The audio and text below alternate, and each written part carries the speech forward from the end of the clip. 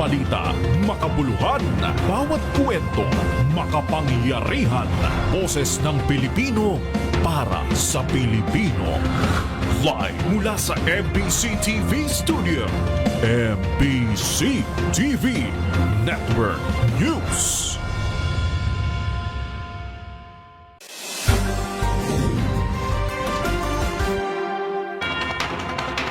Pilipinas, una sa ating mga balita.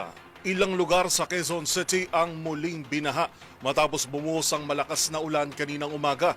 Pinakamalalim ang tubig sa ilang bahagi ng Barangay Damayan kung saan umabot sa mahigit 5 pulgada ang taas ng baha sa dulo ng West Riverside, Batibot at Karagay. Waist deep naman o umaabot sa 3 pulgada ang tubig sa NS Amoranto, corner Don Jose Street sa Barangay Siena at sa ilang bahagi ng Santo Domingo o Matalahib. Tire deep naman ang baha sa Garden View sa likod ng Papilan sa Barangay Sauyo. Knee-deep naman ang tubig sa ilang kalsada sa Barangay Apolonio Samson, Doña Imelda at Santo Domingo, habang gutter deep naman sa ilang bahagi ng Damayan, Santo Domingo at Tatalon. Samantala, subsided o humupa na ang baha sa ilang lugar sa mga barangay ng Damayan del Monte, Doña Josefa, Manresa, Mariblo, Masambong, Paang Bundok, Siena at Santo Domingo. Sa monitoring naman ng MMDA sa iba pang lugar sa Metro Manila, nakakaranas pa rin ng gutter deep na pagbaha sa ilang bahagi ng lungsod ng Maynila, Malabon at Valenzuela. Bandang alas 8 ng umaga nang isailalim sa red rainfall warning ang buong Metro Manila at Bataan, kasamang ilang bahagi ng Zambales, Bulacan, Pampanga, Batangas at Cavite.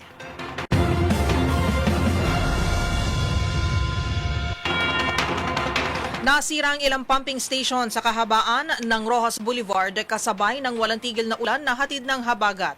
Ayon sa DPWH, basura ang dahilan kung bakit ito nasisira dahil bumabara sa mga pumping station. Ang iba pang detalye tinutukan ni Tina Nolasco. Basura ang itinuturing na pangunahing dahilan ng Department of Public Works and Highways o DPWH sa pagkasira ng ilang mga pumping station sa kahabaan ng Rojas Boulevard. Sa isinagawang inspeksyon ni DPWH Secretary Vince Dizon sa Remedios Pumping Station ngayong araw, sinabi nitong hindi lamang nagdudulot ng pagbara sa mga drainage system ang mga itinatapong basura, kundi direkta rin itong nasisira ang pumping stations. Sa kasalukuyan, mayroong 5 pumping stations sa kahabaan ng Rojas Boulevard na matatagpuan sa Remedios, Abad Santos, Padre Paura, Harbor at Rizal Park Hotel, Oloneta. Ayon kay Dizon, 4 sa mga ito ay sira na. 7 buwan na ang nakalilipas na matatagpuan sa Padre Paura, Remedios at Abad Santos. Base sa umiiral na pamantayan, dapat ay may 4 na pumps sa bawat pasilidad, 2 main pumps at 2 backup pumps. Mahalaga ayon kay Dizon na may mga backup pump dahil oras na masira ito, matagal bago maayos. Nasira daw. 7 months ago pa. Ang problema, matagal pala mag-repair, hindi ganun kadali. Mas mabilis pang bumili ng bago kaya nga nagpabili na tayo ng dagdag na 4 Dalawa dito, 2 sa Abad. Oo. Dahil sa basura yun? Oo, ang main cause talaga, pagka nakakahigop sila ng basura, lalo na yung mga maglaki, naiipit yun, nasisira. Para sa MBC TV Network News, ito si Manila Girl RH19 na Nolasco para sa DZRH. Una sa Pilipinas, una sa Pilipino.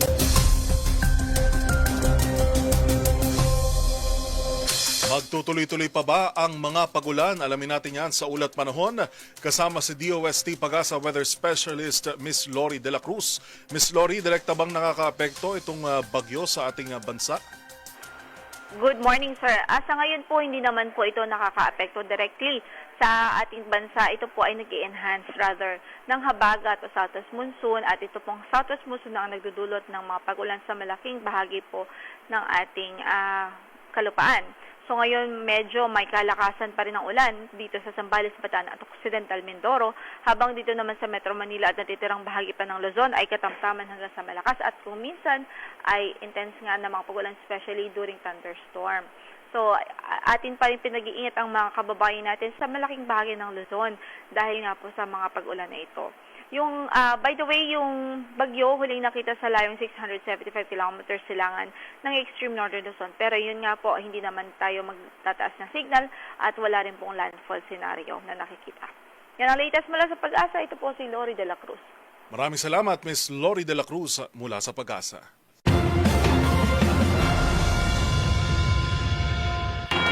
Ipinagpatuloy ng Department of Transportation ang libreng sakay ngayong araw upang alalayan ang mga pasahero sa gitna ng sama ng panahon.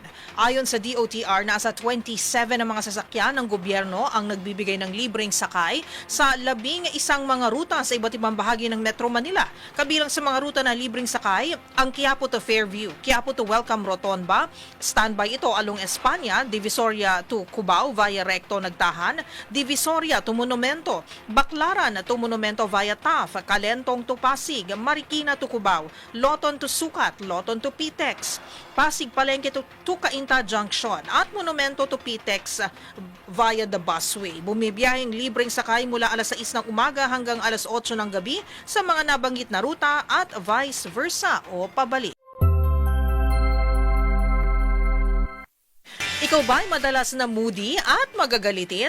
Naku, hinay-hinay lang dahil bukod sa biro ng marami na ito raw ay nakakapangit, may iba pa pala itong seryosong epekto sa atin. Ayon sa mga eksperto, bagamat normal na makaramdam ng galit, ay may malaking epekto rin pala ito sa ating kalusugan gaya ng pagtaas ng heart rate, paghina ng immune system at iba pa. Ang paliwanag dyan ng mga eksperto alamin sa Expert's Opinion Report ni Rovic Manuel. Mood swings, mabilis na pagkairita at pagkimkim ng galit sa katawan ay ilan lang sa mga natural na emosyong maramdaman ng isang tao kapag tayo ay galit. Ito ay maaaring dulot ng maraming factors tulad ng labis na stress sa trabaho, school o maski sa mga taong nakakasalamuhan natin. Pero kung napapadalas na at matagal nang naranasan ang ganitong uri ng emosyon, ay may malubhang epekto na pala ito sa ating katawan. Ayon sa pag-aaral ng Frontiers in Immunology, ang labis na galit at emotional stress ay nagdudulot ng nervous system dysregulation, isang kondisyon na nakakaapekto sa balanse ng mga hormones at immune system sa katawan ng isang tao. Isa na rito ang pagtaas ng heart rate. Sa tuwing nagagalit, naglalabas ang ating katawan ng cortisol at adrenaline na nagre-resulta ng inflammation sa loob. Kung magtuloy-tuloy ang emotional stress, ay maaaring humina ang ating immune system at magresulta sa iba pang karamdaman gaya ng mas maging prone sa iba't ibang uri ng sakit tulad ng impeksyon at marami pang iba. Ayon pa sa isang health journal, ang 1 minuto lamang na labis na pagkagalit ay maaaring magpababa ng ating human immune system hanggang sa 5 oras. Ayon naman sa Mayo Clinic, ang sobrang pagkagalit ng isang tao ay pwede ring magdulot ng insomnia o hirap sa pagtulog at indigestion o mahinang pagtunaw ng pagkain. Hindi lang sa isip ang nai-stress, kundi puso, bituka at maging ang ating skin health ay posibleng maapektuhan. Kaya naman upang maiwasan ang mga ito sa kabila ng galit na nararamdaman ay maaaring sundin ng simple at araw-araw na practice ng deep breathing, mindfulness at paggalaw ng katawan gaya ng paglalakad ay malaking tulong na sa pagpapanatili ng balansing isip at kalusugan. Hindi lamang ito paraan para pakalmahin ng sarili kundi para palakasin na din ang ating immune system. Kaya't paalala ng mga eksperto, hinay-hinay lang kung magalit, sa kabila man ng triggers at negativities, ay huwag pa rin nating kalimutang ngumiti para makatulong sa ating journey ng pagiging healthy.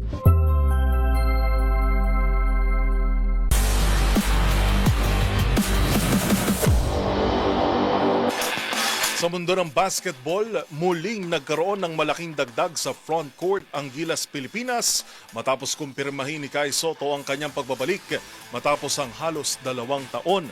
Bagamat hindi siya kasama sa lineup para sa 20th Asian Games, kinumpirma ni head coach Tim Cone na nakatakdang sumabak ang 7'3" center sa susunod na FIBA World Cup Asian Qualifiers window. Ang sports update ihahatid ni Matchpoint, Mili Borja.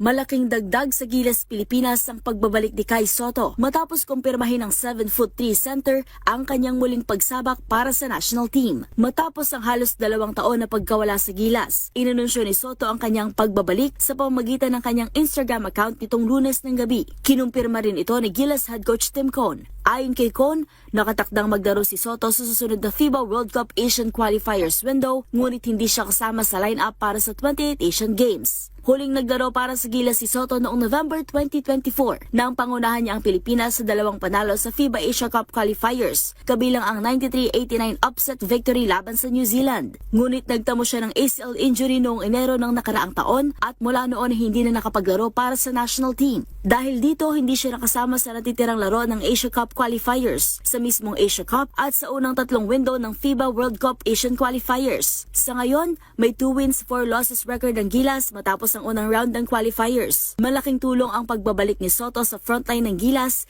lalo na sa depensa at rebounding, habang makakasama niya sa ilalim si AJ Edu at veteran center na si Junmar Fajardo. Unang haharapin ng Gilas ang rank 41 na Jordan sa August 28 sa Mall of Asia Arena. 2 araw lamang matapos nito, sasabak naman ang Pilipinas kontra sa Iran na kasalukuyang nasa rank 26 sa mundo sa August 30. Mahalaga ang 2 laro para sa Gilas habang ipinagpapatuloy nito ang kampanya para sa FIBA World Cup. Samantala, maliban sa kanyang sports career, magugunit ang panibagong chapter din ang binuksan ni Kai matapos ikasal sa kapuso actress na si Rere Madrid Mayo ngayong taon sa isang intimate garden wedding sa Cavite. Ilang linggo matapos ang pag-iisang dibdib ng magkasintahan, inununsyo nila ang pagkakaroon ng kanilang first child.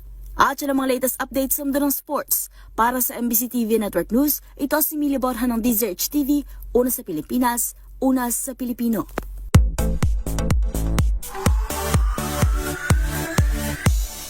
Muli na namang napatunayan ang husay ng Pinoy pagdating sa kantahan. 4-chair turner kasi ang Filipina singer na si Jeremy Sanico sa The Voice Australia. Ang kanyang performance sa blind audition, panoorin sa Showbiz Report na ito.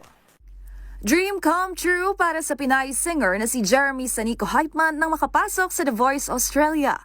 Ang ating kababayan, 4-chair turner sa kanyang rendition ng Celine Dion hit song na Because You Loved Me noong blind audition.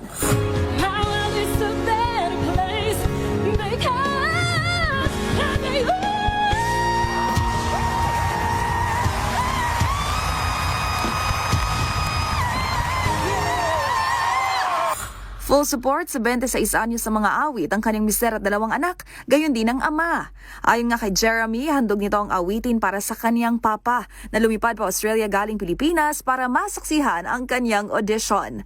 Sa huli, ang Right Here Waiting hitmaker na si Richard Marx ang kanyang pinili para maging coach. Ang American singer-songwriter minsan na nga ring nakatrabaho ang binansagang Queen of Power Ballads na si Celine Dion. Labis naman ang pasalamat ni Jeremy sa suporta ng mga kababayan at kahit aniya na sa Australia ay dala-dala pa rin ang pagiging Pilipino. Bago sumali sa The Voice Australia, minsan ding naging contestant ng tawag ng tanghalan si Jeremy taong 2016. Para sa MBC TV Network News at Morning Showbiz Angel ng DZRH TV, una sa Pilipinas, una sa Pilipino.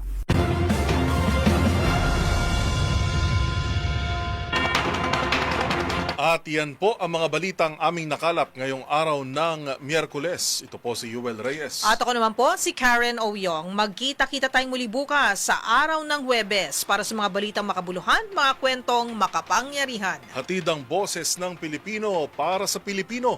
Ito po ang MBC TV Network News. Una sa Pilipinas, una sa Pilipino.